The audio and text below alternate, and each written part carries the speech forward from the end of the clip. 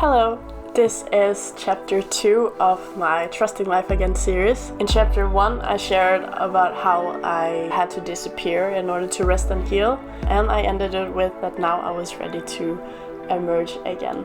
And so that is what this chapter 2 video is about.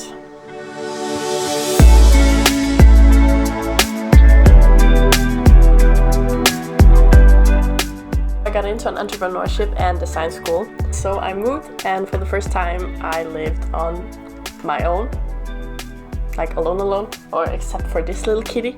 And in this chapter 2 I got to know a whole new city. What I would call a beautiful, underrated city. Because not many cities have a sea and a castle in the middle of it, melting together with the city life. I biked here every day to school, and I walked countless times around with music in my ears, podcast, when I had to think something through, sometimes with friends, and other times just to get some more steps into my Apple Watch.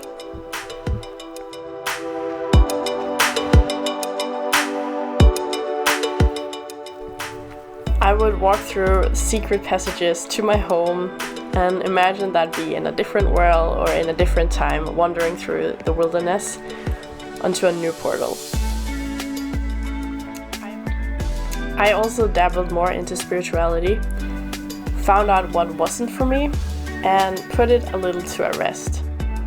Since I'd spent the last 4 years, and especially the past 2 years, thinking and reflecting about it a lot. I still did, and I still do. But slowly it ran more and more into the background as I was learning about new things. I loved my little studio apartment, though it baffled me how often it was criticized for its size and for barely having a kitchen. We are so used to having such high standards here in some of the richest part of the world that we sometimes forget that not everybody has these, or that we can't live without them. So no, I didn't have an oven or a dishwasher, but I could manage completely fine. And I think it says a lot about our culture and our mindset that when we don't have it, we freak out. And I think that it's good for us. We sometimes try out things that are a little more humble, so we learn to also be grateful for what we have. Of course, I love that I have a dishwasher, a bigger freezer, and an oven now, but I still had a good life without it. It was perfect for this chapter of my life.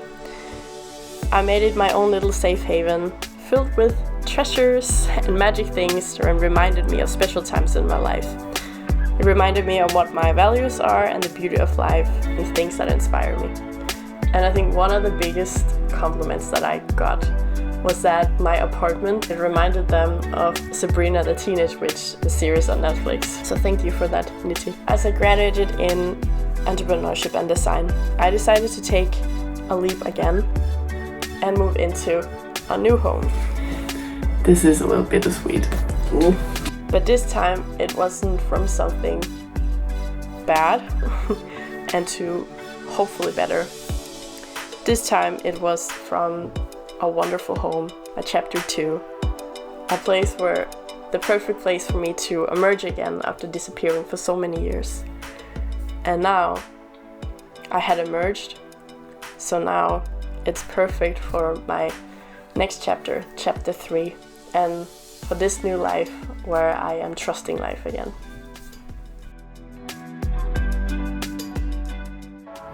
This view with Koldinghus, as this little castle ruin is called, I'm gonna miss so much.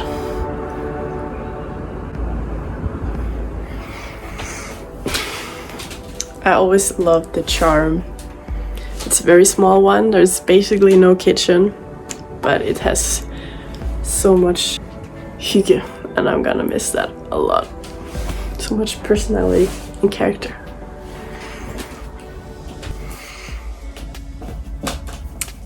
One last time.